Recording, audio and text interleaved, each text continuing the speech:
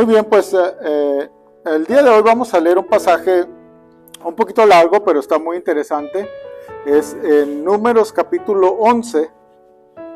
Dice así este pasaje, dice: Aconteció que el pueblo se quejó a oídos de Jehová, y lo oyó Jehová y ardió su ira, y se encendió en ellos fuego de Jehová, y consumió uno de los extremos del campamento. Entonces el pueblo clamó a Moisés, y Moisés oró a Jehová, y el fuego se extinguió. Y llamó a aquel lugar Tabera, porque el fuego de Jehová se encendió en ellos. Y la gente extranjera que se mezcló con ellos tuvo un vivo deseo. Y los hijos de Israel también volvieron a llorar y dijeron: ¿quién nos diera a comer carne? Nos acordamos del pescado que comíamos en Egipto de balde, de los pepinos, los melones, los puerros, las cebollas y los ajos. Y ahora nuestra alma se seca, pues nada, sino este maná, ven nuestros ojos. Y era el maná como una semilla de culantro, y su color como color de bedelio. El pueblo se esparcía y lo recogía, y lo molía en molinos o lo majaba en morteros, y lo cocía en caldera o hacía de él tortas. Su sabor era como sabor de aceite nuevo. Y cuando descendía el rocío sobre el campamento de noche, el maná descendía sobre él. Y oyó Moisés al pueblo que lloraba por sus familias, cada uno a la puerta de su tienda. Y la ira de Jehová se encendió en gran manera. También le pareció mal a Moisés. Y dijo Moisés a Jehová: ¿por qué has hecho mal a tu siervo? ¿Y por qué no he hallado gracia en tus ojos, que has puesto la carga de todo este pueblo sobre mí? ¿Concebí yo a todo este pueblo? ¿Lo engendré yo para que me digas: llévalo en tu seno, como lleva la que cría al que mama, a la tierra de la cual juraste a sus padres? ¿De dónde conseguiré yo carne para dar a todo este pueblo? Porque lloran a mí diciendo: danos carne que comamos. No puedo yo solo soportar a todo este pueblo que me es pesado en demasía. Y si así lo haces tú conmigo, yo te ruego que me des muerte, si he hallado gracia en tus ojos, y que yo no vea mi mal. Entonces Jehová dijo a Moisés: reúneme 70 varones de los ancianos de Israel, que tú sabes que son ancianos del pueblo y sus principales, y tráelos a la puerta del tabernáculo de reunión, y esperen allí contigo. Y yo descenderé y hablaré allí contigo, y tomaré del espíritu que está en ti, y pondré en ellos, y llevarán contigo la carga del pueblo, y no la llevarás tú solo. Pero al pueblo dirás: santificaos para mañana, y comeréis carne. Porque habéis llorado en oídos de Jehová, diciendo: ¿quién nos diera a comer carne? Ciertamente mejor nos iba en Egipto. Jehová pues os dará carne, y comeréis. No comeréis un día, ni 2 días, ni 5 días, ni 10 días, ni 20 días, sino hasta un mes entero, hasta que os salga por las narices y la aborrezcáis, por cuanto menospreciasteis a Jehová que está en medio de vosotros, y llorasteis delante de él, diciendo: ¿para qué salimos acá de Egipto? Entonces dijo Moisés: 600,000 de a pie es el pueblo de en medio del cual yo estoy, y tú dices: les daré carne y comerán un mes entero. ¿Se degollarán para ellos ovejas y bueyes que les basten? ¿O se juntarán para ellos todos los peces del mar para que tengan abasto? Entonces Jehová respondió a Moisés: ¿acaso se ha cortado la mano de Jehová? Ahora verás si se cumple mi palabra o no. Y salió Moisés y dijo al pueblo las palabras de Jehová, y reunió a los 70 varones de los ancianos del pueblo, y los hizo estar alrededor del tabernáculo.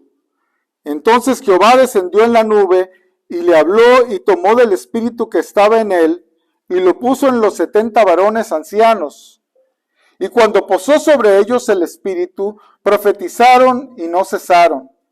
Y habían quedado en el campamento 2 varones, llamado el uno Eldad y el otro Medad, sobre los cuales también reposó el Espíritu, y estaban estos entre los inscritos, pero no habían venido al tabernáculo, y profetizaron en el campamento. Y corrió un joven y dio aviso a Moisés, y dijo, Eldad y Medad profetizan en el campamento. Entonces respondió Josué, hijo de Nun, ayudante de Moisés, uno de sus jóvenes, y dijo, Señor mío Moisés, impídelos. Y Moisés le respondió, ¿tienes tú celo por mí? Ojalá todo el pueblo de Jehová fuese profeta, y que Jehová pusiera su espíritu sobre ellos. Y Moisés volvió al campamento, él y los ancianos de Israel. Y vino un viento de Jehová, y trajo codornices del mar, y las dejó sobre el campamento, un día de camino a un lado, y un día de camino al otro, alrededor del campamento, y casi 2 codos sobre la faz de la tierra. Entonces el pueblo estuvo levantado todo aquel día y toda la noche, y todo el día siguiente, y recogieron codornices. El que menos recogió 10 montones. Y las tendieron para sí a lo largo alrededor del campamento, y aún estaba la carne entre los dientes de ellos, antes que fuese masticada, cuando la ira de Jehová se encendió en el pueblo, e hirió Jehová al pueblo con una plaga muy grande, y llamó el nombre de aquel lugar Kibrot Ataba, por cuanto allí sepultaron al pueblo codicioso. De Kibrot Ataba partió el pueblo a Aserot, y se quedó en Aserot. Muy bien, pues esta historia de Números 11 es tan trascendental que en el Nuevo Testamento es usada como ejemplo de las cosas que debemos de evitar como creyentes. En el libro de 1 de Corintios 10, en los versículos 1 al 6, el apóstol Pablo hace mención sobre estos eventos que acabamos de leer. Les dice Pablo a los cristianos de Corinto, ¿verdad? Dice, porque no quiero, hermanos, que ignoréis que nuestros padres todos estuvieron bajo la nube, y todos pasaron el mar, y todos en Moisés fueron bautizados en la nube y en el mar, y todos comieron el mismo alimento espiritual, y todos bebieron la misma bebida espiritual, porque bebían de la roca espiritual que los seguía, y la roca era Cristo. Pero de los más de ellos no se agradó Dios, por lo cual quedaron postrados en el desierto. Mas estas cosas sucedieron como ejemplo para nosotros, para que no codiciemos cosas malas, como ellos codiciaron. O sea, este es nuestro turno, ¿verdad? Para nosotros se escribió esta advertencia. La vida cristiana requiere un crecimiento, requiere madurez, requiere un esfuerzo en leer, conocer y aplicar la palabra de Dios, en orar constantemente, en hacer las cosas que agradan a Dios, en aprender a depender de Dios, aprender a esperar en Dios. Porque aunque en el momento de creer en Cristo fuimos equipados espiritualmente, se creó en nosotros una vida espiritual. Tenemos la experiencia también de una vida sin Cristo. Tenemos todavía en nuestro cuerpo una naturaleza que es pecaminosa, viciada de las cosas de este mundo. Hay pruebas que vienen a una persona y la hacen más fuerte. Pero las mismas pruebas vienen a otra persona y sacan lo peor de ellas. Una persona responde con agradecimiento y la otra con ingratitud, ¿verdad? O quejándose.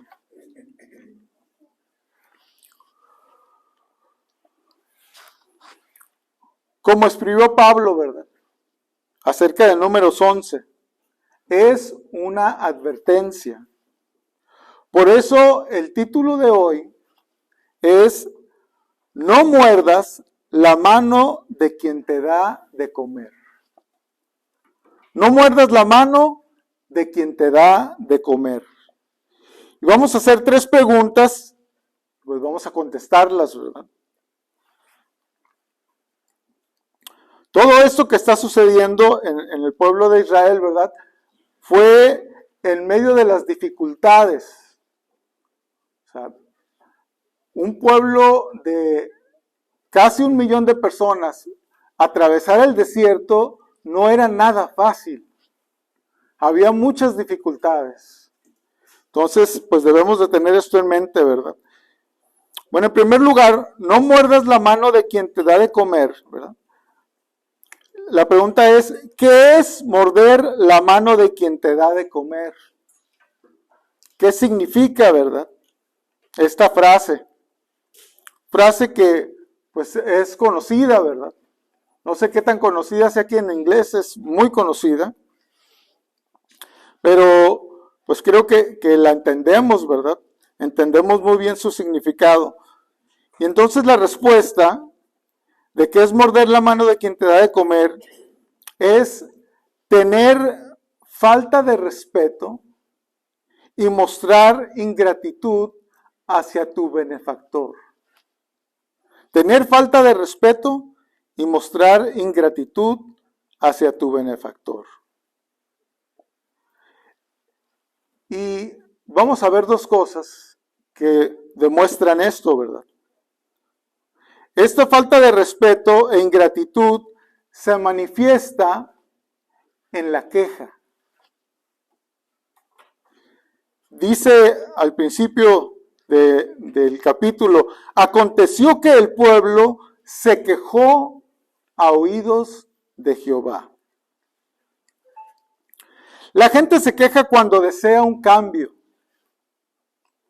La queja manifiesta cosas que no nos gustan, que no queremos, ¿verdad? No nos gusta la adversidad. A nadie nos gusta la adversidad. Al pueblo obviamente no les gustaba la adversidad.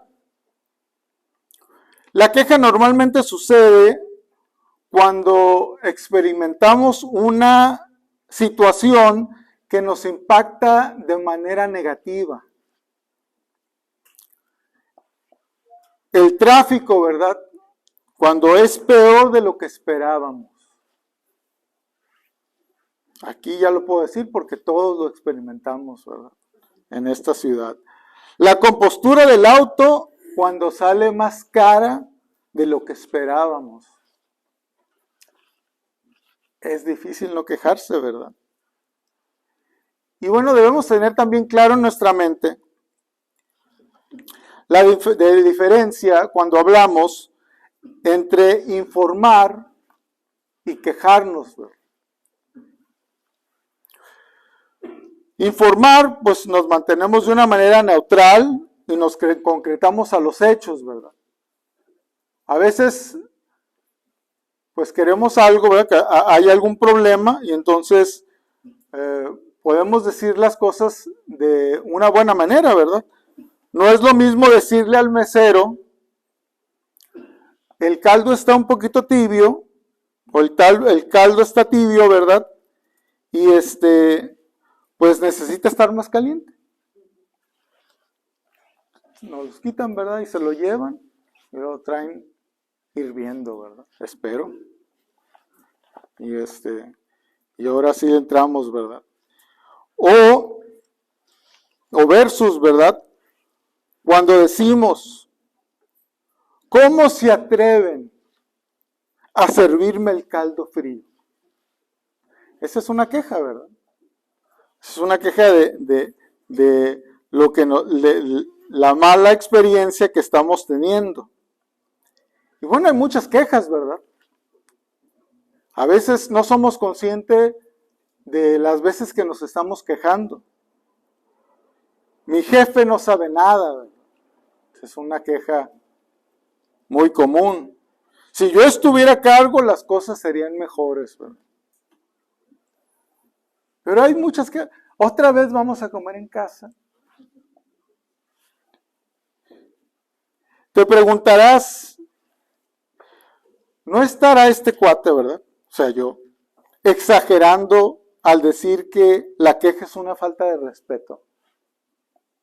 ¿Será una exageración? Observemos cómo con llanto, dice, pedían carne también. Y lo hacían teniendo a la vista el alimento que Dios les había provisto de manera gratuita. Fíjense, están llorando por carne y sin embargo, dicen en el versículo 6, dice, y ahora nuestra alma se seca, pues nada sino este maná ven nuestros ojos. Está el alimento ahí enfrente de ellos, ¿verdad? Y están llorando por carne. Es como si me invitaras a tu casa, ¿verdad? Para festejar la Navidad. Se puede hacer realidad un día, ¿verdad? Y me pueden invitar y ya no digo que fue una suposición, ¿verdad? Y como invitado entre tu familia, ¿verdad? Al llegar, le echo un vistazo al pavo horneado, la ensalada de papa, las verduras, y digo, ¿verdad? Guácala. Yo quiero que me den carne. Probablemente primera y última vez que me invitarías a tu casa. Qué conchudo, ¿verdad? ¿Cómo despreció el esfuerzo con el que se preparó la comida? Como dicen, ¿verdad? A caballo regalado no se le mira el colmillo, ¿verdad? O sea, no podemos ser exigentes cuando se nos está dando algo. La buena voluntad que tendrías por mí desaparecería en ese momento. Dios los estaba alimentando gratis, ¿verdad? No les estaba cobrando. Y sin embargo, ellos desearon, ¿verdad? Y pidieron carne, teniendo allí delante de sus ojos el alimento que Dios les había dado. Desgraciadamente, la queja es contagiosa.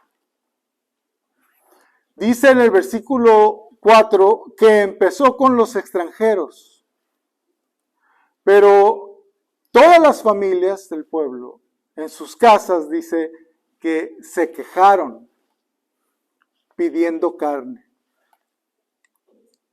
La queja es muy contagiosa, ¿verdad? La verdad que es difícil porque a veces no nos damos cuenta. Cuando estamos junto a una persona negativa y pues se nos pega lo negativo, ¿verdad? Somos seres sociales y por lo tanto pues se nos pegan las cosas, ¿verdad? El otro día estaba en Costco, estaba en Los Ángeles y estaba silbando la musiquita que siempre silbo. Y entonces ya me di la vuelta, iba a recoger un pollo y pasa un señor silbando lo mismo. Y luego volteé a verme y dice, se pega, dice. Digo, pues, o sea, me escucho en otra parte ahí, no me di cuenta, pero, o sea, eso sucede, ¿verdad? O sea, desgraciadamente, pues la queja también es contagiosa. La queja es como una semilla, ¿verdad? Que si le damos cabida en nuestro corazón, crece. Empieza de poco a poco, ¿verdad? Con cosas pequeñas en nuestra vida. Pero va en aumento, ¿verdad? Y entonces se manifiesta un mal carácter en nuestra vida cuando nos dejamos llevar por ella, ¿verdad? La queja desencadena más queja.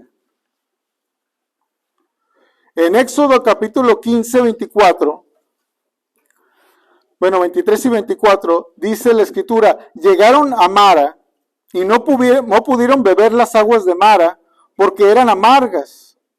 Por eso le pusieron el nombre de Mara. Entonces el pueblo murmuró contra Moisés y dijo, ¿qué hemos de beber? Y toda la congregación de los hijos de Israel murmuró contra Moisés y Aarón en el desierto. O sea, ¿cómo le vamos a hacer, verdad? Ya había ahí una queja. No se tardaron mucho para volverse a quejar. En el siguiente capítulo, en el capítulo 16, en el versículo 2, dice, lo leí creo sin querer, dice, y toda la congregación de los hijos de Israel murmuró contra Moisés y Aarón en el desierto, porque no tenían que comer. Y entonces Dios les dio el maná.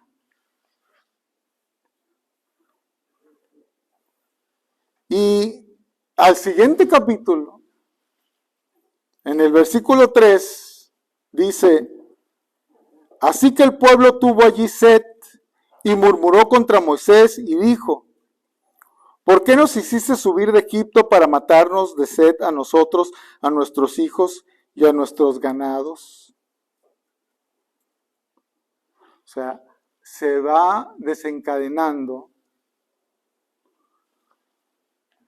una y otra vez, ¿verdad? O sea, la queja es algo pues sumamente malo, ¿verdad? Como hemos estado viendo. La queja también produce un mal ambiente. ¿Quién quiere estar con alguien que se esté quejando, ¿verdad? No solamente produce un mal ambiente, sino que nos afecta directamente.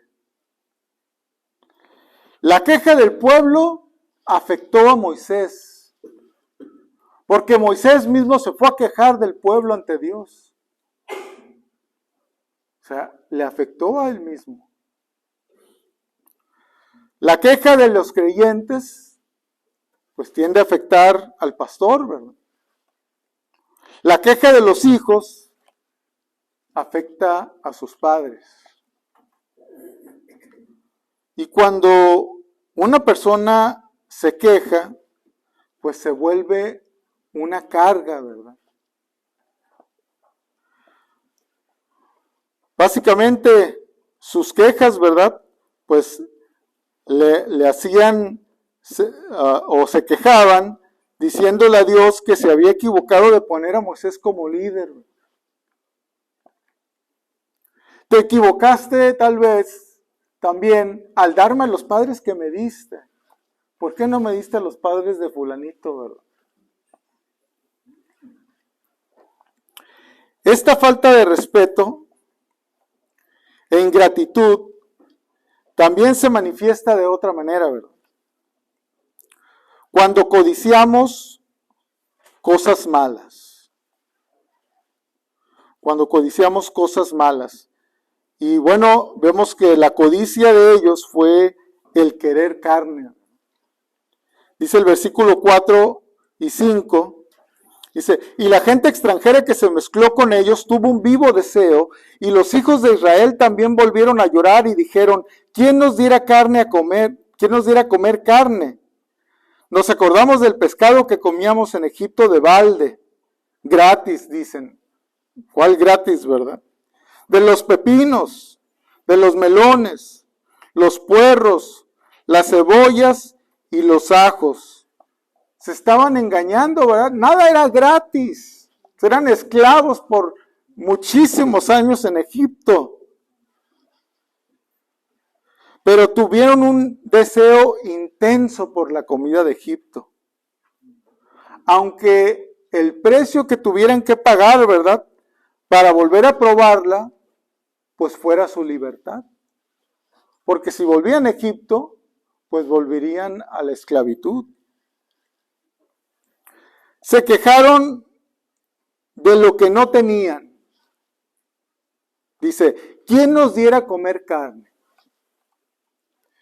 Fíjense, se quejaron por lo que tenían antes y ya no tienen.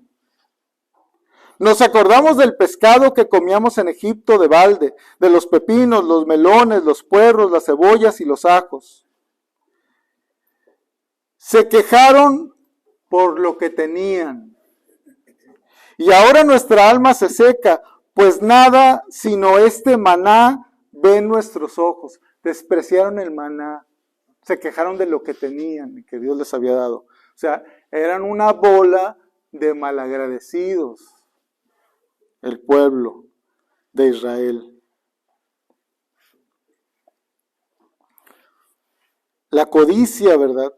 Es algo que tenemos que cuidar porque nos llega, ¿verdad? A veces sin darnos cuenta. Jovencitas, ¿verdad? Y jovencitos. Aquí les va una para ustedes. Como cuando tienen un amigo o una amiga, ¿verdad? Son muy amigos, pero a los dos o a las dos le gusta la misma persona. Síndrome de iglesia pequeña. Vamos a llamarle así. Así me comentaba alguien y dije, bueno, pues sí, ¿verdad? Tiene sentido. Finalmente, ¿verdad? Una de ellas liga y la otra codicia lo que la otra tiene. Eso sería, ¿verdad? En ese momento, pues está deseando algo que no debería de desear, ¿verdad? Y terminan muchas veces perdiendo la amistad, porque la otra piensa, me quitó algo que me pertenecía, ¿verdad?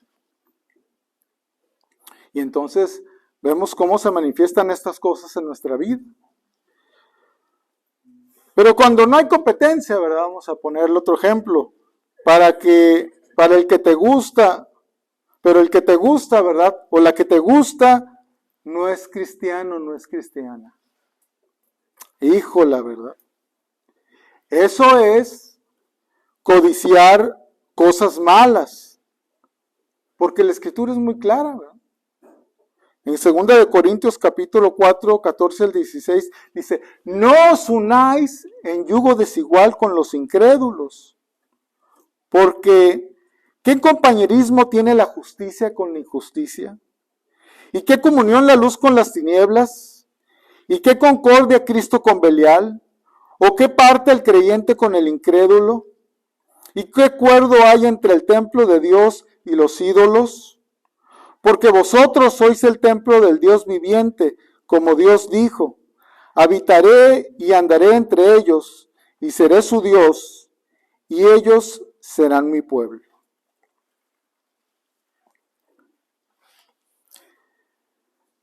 No muerdas la mano de quien te da de comer. En segundo lugar, ¿por qué no debo morder la mano de quien me da de comer? ¿Por qué no debo de morder la mano de quien me da de comer? Pues porque es un pecado hacerlo, ¿verdad? Como vemos en este pasaje, que Dios trajo un juicio, ¿verdad?, a sus vidas. Es un pecado. Es un menosprecio hacia Dios, un rechazo a Dios, hacia Dios, ¿verdad? Cuando pensamos en los grandes pecados, normalmente no ponemos de entre ellos la queja, el asesinato, ¿verdad? El asesinato, pensamos en cosas que consideramos más serias, pero si hiciéramos una lista de las 10 cosas, ¿verdad?, que pensamos que son serias, estoy casi seguro que nadie pondría la queja, ¿verdad?, como una de ellas. Pero la queja y la codicia traen también consigo otros pecados, ¿verdad? La queja se manifestó en el pecado del pueblo cuando codició y se quejó pidiendo carne. Pero vemos que la codicia, pues también manifiesta, ¿verdad? O podemos decir, es hermana de la envidia y de los celos. Se mezclan estas cosas, ¿verdad? Podemos decir que la queja y la codicia son un cáncer del alma, ¿verdad?, para nuestras vidas. ¿Por qué no debo de morder la mano del que me da de comer? Porque le desagrada a Dios, ¿verdad? La queja desanima, hace que las cosas se conviertan en una carga. Moisés fue enviado a liderar al pueblo de Dios y la queja hizo que se convirtiera en una carga para Moisés, ¿verdad? En cambio, fíjense cómo cuando una persona es agradecida, hace que lo que se le dé con gusto, ¿verdad? Nos da gusto darle a esa persona porque lo agradece. Y la reacción opuesta, pues produce al que se queja, ¿verdad?, o al que es mal agradecido. ¿Por qué no debo morder la mano del quien me da de comer? Pues porque resulta en disciplina, ¿verdad? Se va a traer disciplina a nuestra vida. Dice la Escritura en el versículo 33 del pasaje que estamos leyendo: aún estaba la carne entre los dientes de ellos, antes que fuese masticada, cuando la ira de Jehová se encendió en el pueblo, e hirió Jehová el pueblo con una plaga muy grande. O sea, la disciplina de Dios con el pueblo, ¿verdad? Para con el pueblo. Y aún la disciplina, pues tiene un propósito, ¿verdad? Dios hacía esto para que recapacitaran, para que cambiaran su manera de ser. Por eso nos enseña así la Escritura, ¿verdad? En Hebreos capítulo 12, 5 al 8, hablando de la disciplina, dice estas cosas, dice: y habéis ya olvidado la exhortación que como a hijos se os dirige, diciendo: hijo mío, no menospreciéis la disciplina del Señor, ni desmayes cuando eres reprendido por Él. Porque el Señor al que ama disciplina, y azota a todo el que recibe por hijo. Si tú te estás apartando de Dios, si tú vives una vida completamente, ¿verdad?, ajena a Dios, y Dios no te está disciplinando, puede ser que sea porque no eres su hijo, ¿verdad? Y dice el versículo 7, si soportáis la disciplina, Dios os trata como a hijos, porque ¿qué hijo es aquel a quien el padre no disciplina? Pero si se os deja sin disciplina, de la cual todos han sido participantes, entonces sois bastardos y no hijos.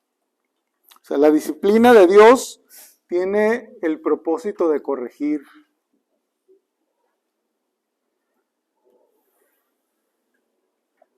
No deberíamos de necesitar tanta explicación, ¿verdad?, para poder responder a la pregunta: ¿por qué no debo morder la mano del que me da de comer, ¿verdad?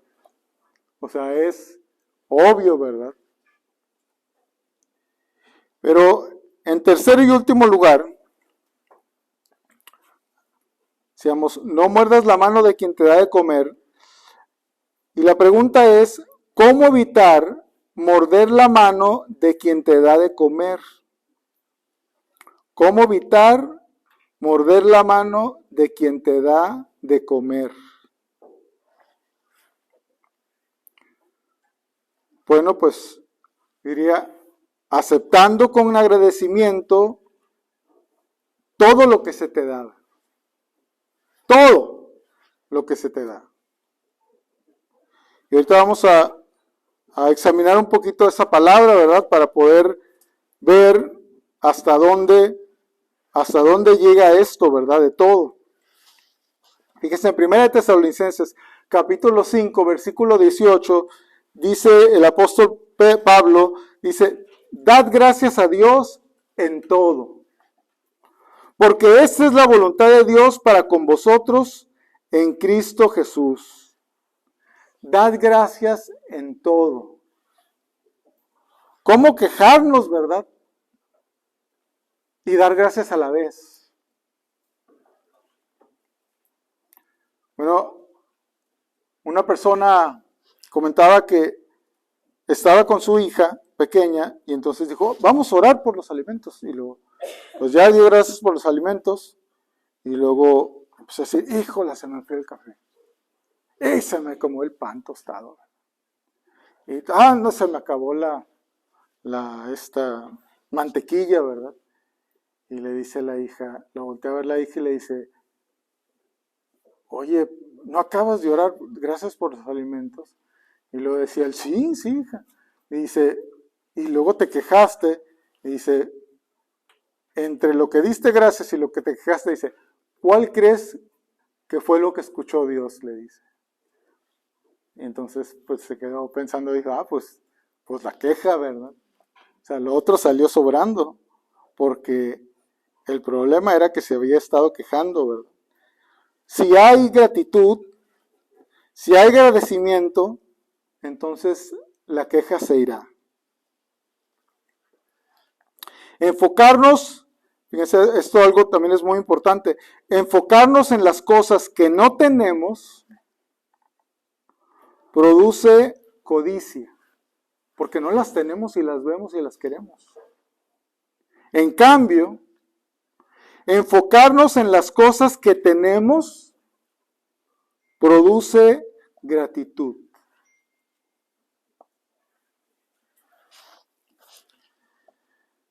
Una persona dio un ejemplo de esto, se me hizo excelente, ¿verdad? El ejemplo. Dice, no tenía zapatos y me quejaba, hasta que conocí a un hombre sin piernas. Y entonces, entendemos, ¿verdad? Que gracias por lo que tengo, porque yo sí tengo piernas, aunque no tenga zapatos, ¿verdad? ¿Cómo evitar morder la mano de quien te da de comer? Pues hay que ejercer la paciencia. Si hubieran sabido esperar, hubieran entrado a la tierra prometida, tierra que fluye leche y miel, tierra de abundancia, pero no fueron pacientes para esperar.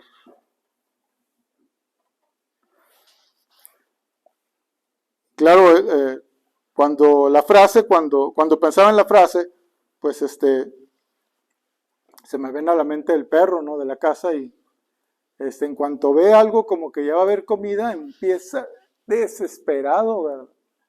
Y entonces, el pueblo de Israel así estaba actuando, ¿verdad? Ya queremos carne, ¿verdad?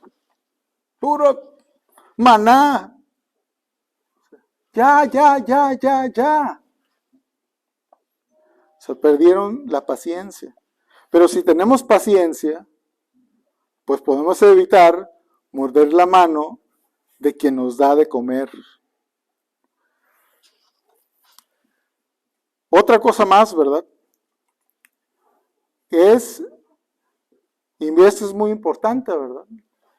Es confiando en la soberanía de Dios. Realmente creyendo que Dios tiene todo el control de todas las circunstancias de la vida. No hay nada que se le escape a Él de sus planes, ¿verdad? No hay nada que pueda detener lo que Él quiere hacer. Y no hay nada que lo pueda obstaculizar cuando Él quiere hacer algo. Cuando nos enfocamos en lo que no tenemos, nos volvemos codiciosos, les decía, ¿verdad? Pero cuando nos enfocamos en lo que sí tenemos, encontramos que tenemos más de lo que probablemente necesitamos. Y esto va a producir gratitud. Dios siempre nos dará lo que necesitamos, ¿verdad? Y normalmente mucho más de ello, ¿verdad? Fíjense, ¿por qué trae a nuestras vidas, por qué Dios trae a nuestras vidas cosas que no queremos? ¿Por qué trae Dios a nuestras vidas cosas que no queremos? Porque son una tentación para quejarnos, ¿verdad? Pero ahorita Pati comentaba de Corrie ten Boom, una mujer que escribió unos libros, escribió su biografía, ¿verdad? Y su historia, y ella ayudaba a los judíos, fueron lanzadas a un campo de concentración, ella y su hermana. Y cuando las mandaron al campo de concentración, no sé si estaba lleno donde las tenían, donde llegaron, entonces las metieron a otro lugar, no sé si eran establos, pero las metieron ahí y estaba infestado de pulgas. Y entonces la hermana traía su Biblia, no se la habían quitado, ¿verdad?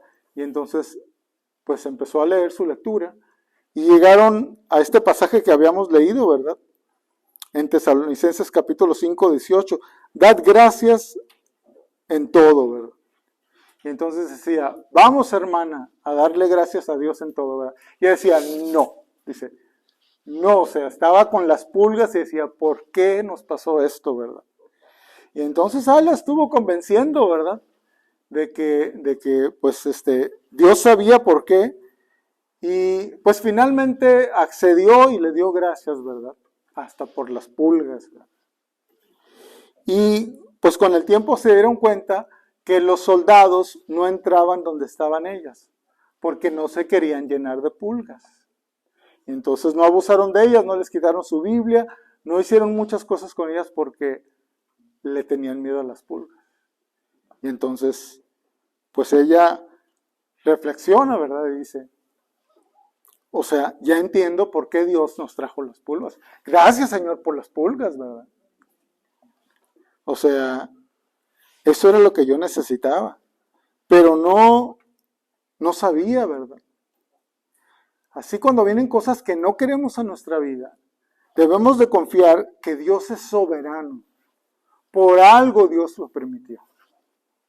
Aunque parezca malo, ¿verdad? Dios lo permitió y yo voy a confiar en su soberanía.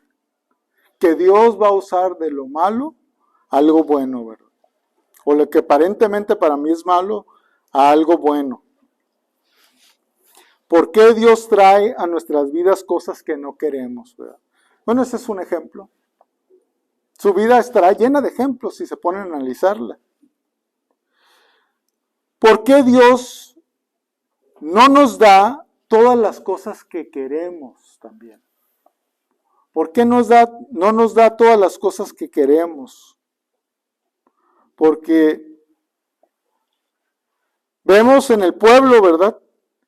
En el versículo 18 al 20, ¿qué sucedió cuando Dios les dio lo que querían?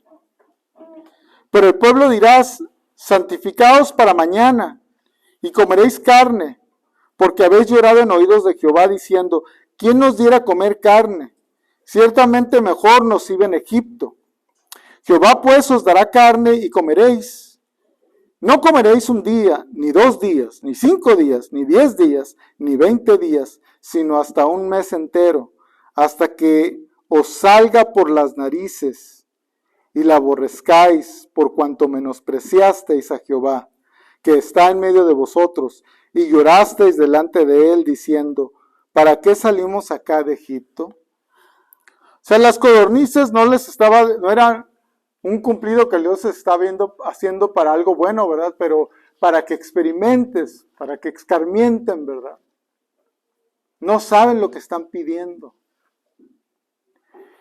Y bueno, hay un ejemplo, una historia que pues muy conocida, que pues yo pensaba que podría tener su origen en estos versículos, ¿verdad? Que le dice, no comerás un día, 2 días, 3 días, ¿verdad? O sea, hasta que te hartes, ¿verdad? Y es el ejemplo del rey Midas. El rey Midas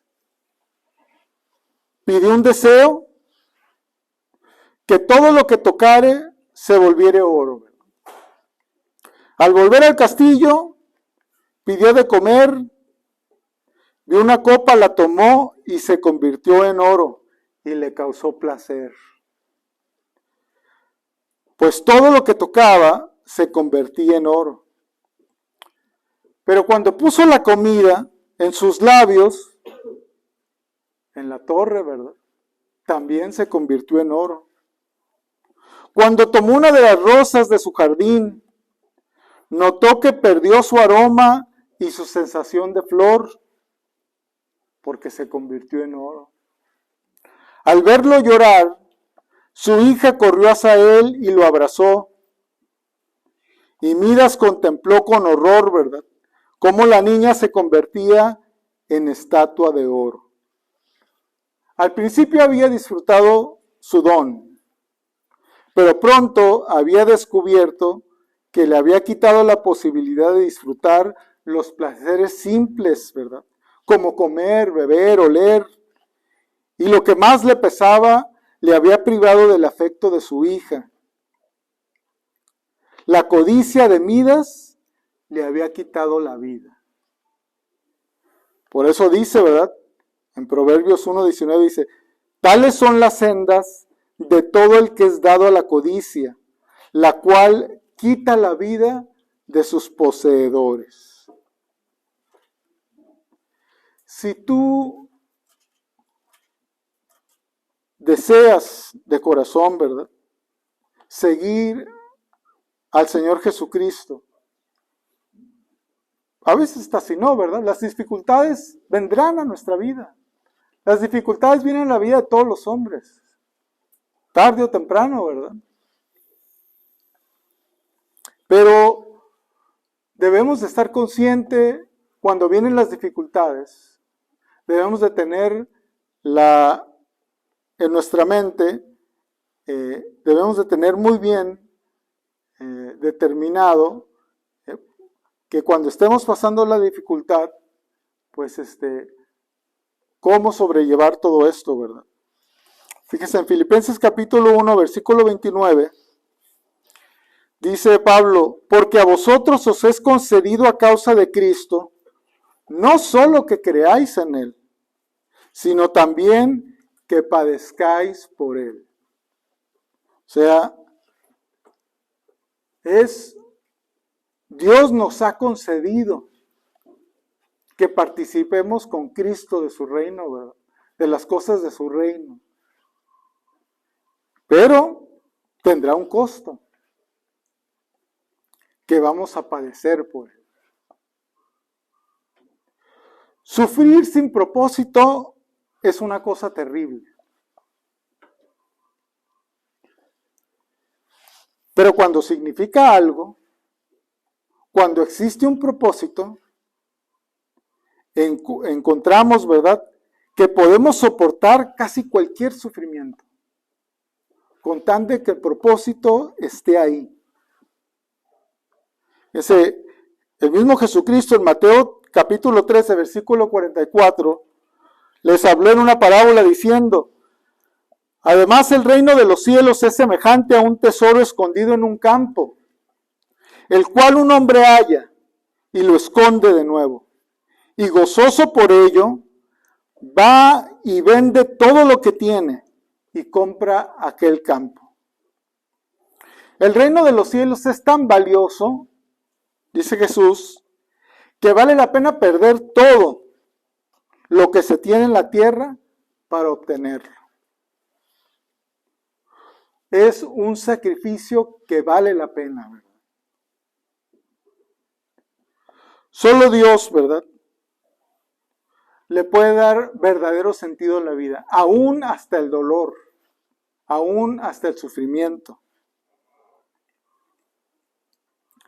Y bueno, pues que seamos nosotros sabios, ¿verdad?, y no cometamos el error que cometió el pueblo de Israel en este capítulo 11, ¿verdad?, de Números.